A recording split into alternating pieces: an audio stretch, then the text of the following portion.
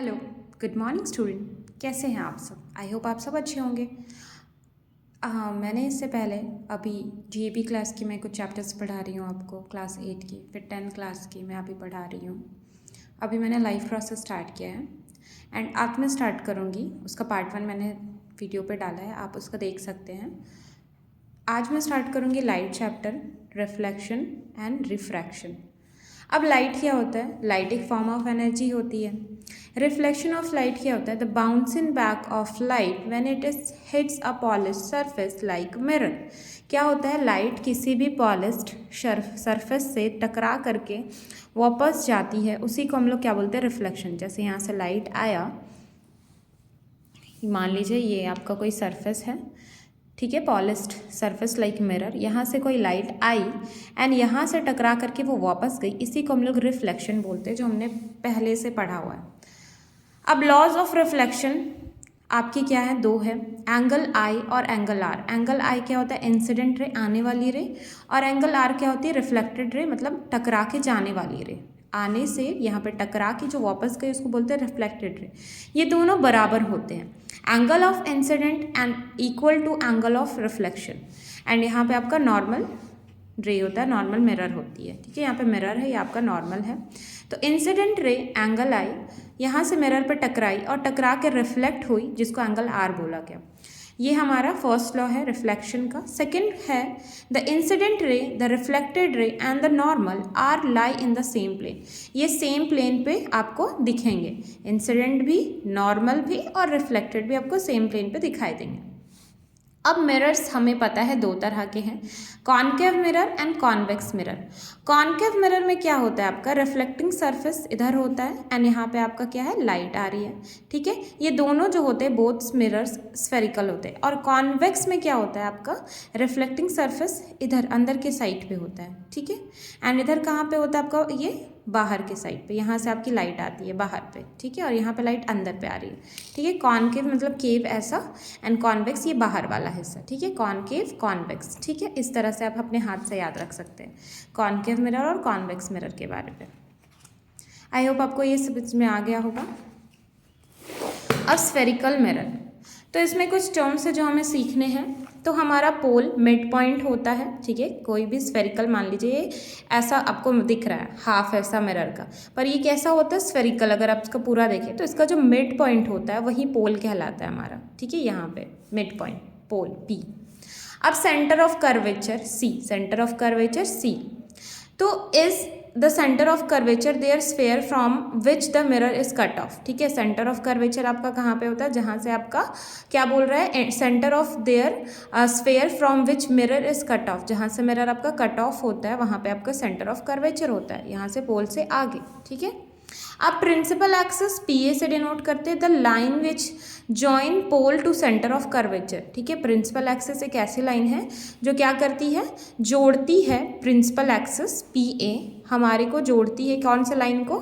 Centre of curvature और पोल को। पोल से लेकर के सेंटर ऑफ कर्वेचर तक जो लाइन जुड़ी, इसी लाइन को बोला गया principal axis. Axis, axis, principal axis. Pole से लेकर के सेंटर ऑफ कर्वेचर का डिस्टेंस क्या कहलाया? Principal axis. यहाँ पे देख लीजिए बनाया हुआ है, पी और सी के बीच का जो लाइन है वो प्रिंसिपल एक्सिस हो गया। अब रेडियस ऑफ कर्वेचर आर, ठीक है, इसको आर से डिनोट करते हैं। Distance from pole to centre of radius is curvature, ठीक है। तो पोल से लेकर के आपका सेंट्रल ऑफ कर्वेचर की डिस्टेंस क्या कहलाई? आर कहलाई, रेडियस कहलाई, ठीक है। रेडियस आर से जिसको हम लोग डिनोट करते हैं। और ये जो लाइन क्या कहलाई? प्रिंसिपल एक्सिस कहलाई। और इनका डिस्टेंस क्या कहलाया?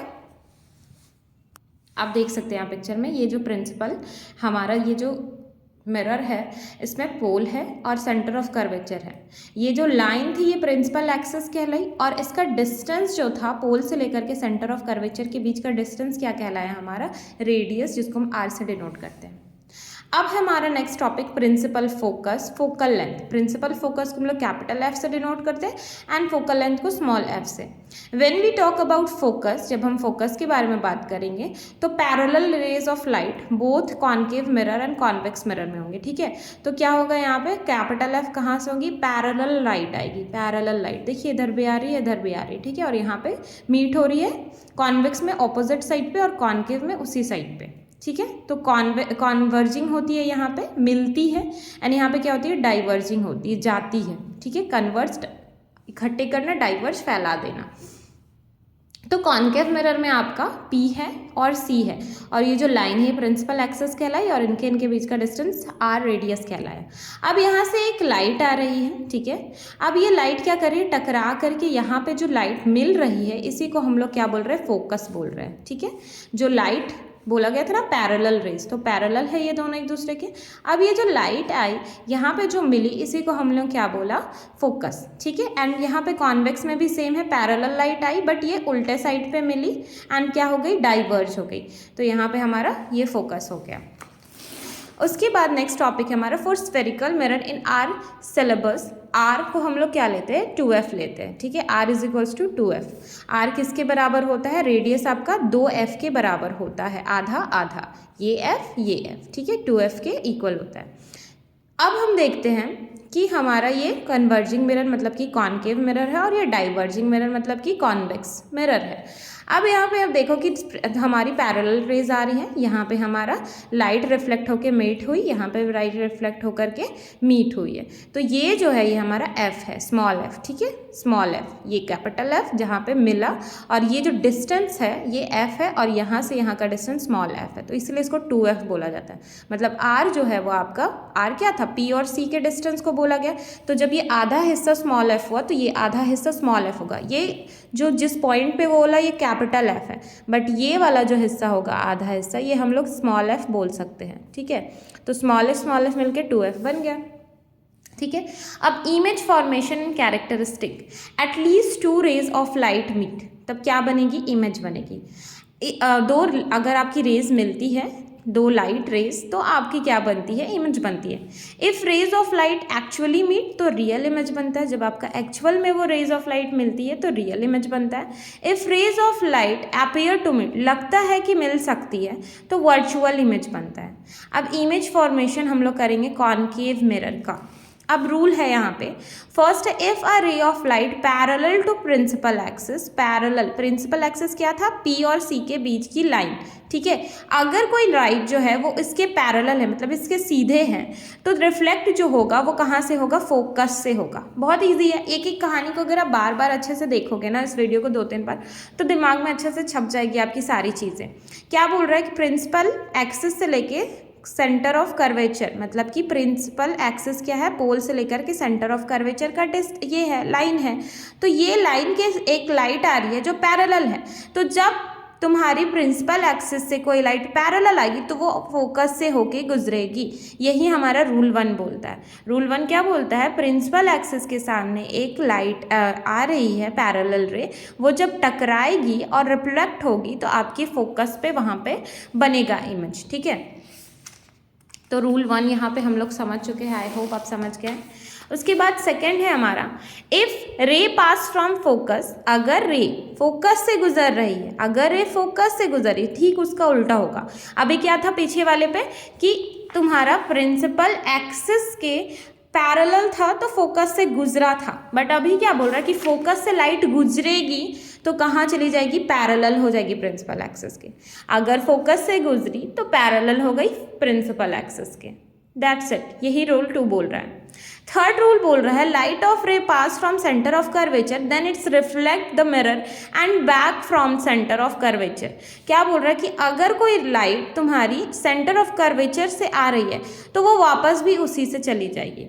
काफ़ी ईजी है। सेंटर ऑफ कर्वेचर से बोलना, सेंटर से अगर आ रही है तो सेंटर से आई और सेंटर से चली गई, सेंटर से आई और सेंटर से चली गई, ये थर्ड रूल कहता है। फोर्थ रूल बोल रहा है, if ray of incident on P, अगर रे ऑफ इंसिडेंट P पोल पे पड़ रहा है तो वो इंसिडेंट रे आएगी एंड रिफ्लेक्ट करेगी P से ही, ठीक है। तो ये कैसा बना आपका, आई मतलब इंसिडेंट रे आई, ठीक है, एक रे आई P पे टकराई, ठीक है, P से टकराने के बाद रिफ्लेक्ट हुई तो angle I equal to angle R बनाया। कौन, रूल नंबर 4। अब यहाँ पे कुछ इमेज फॉर्मेशंस है तो ये हम लोग कल करेंगे। आई होप आपको ये वीडियो अच्छे से समझ में आ गई है। प्लीज़ वीडियो को लाइक शेयर सब्सक्राइब करें, अपने फ्रेंड्स को बताएं एंड जल्दी जल्दी इस वीडियो को ज़्यादा व्यूज़ लोगों तक पहुँचाएं ताकि लोग ज़्यादा देखें, मुझे भी हेल्प हो। Thank you so much for watching.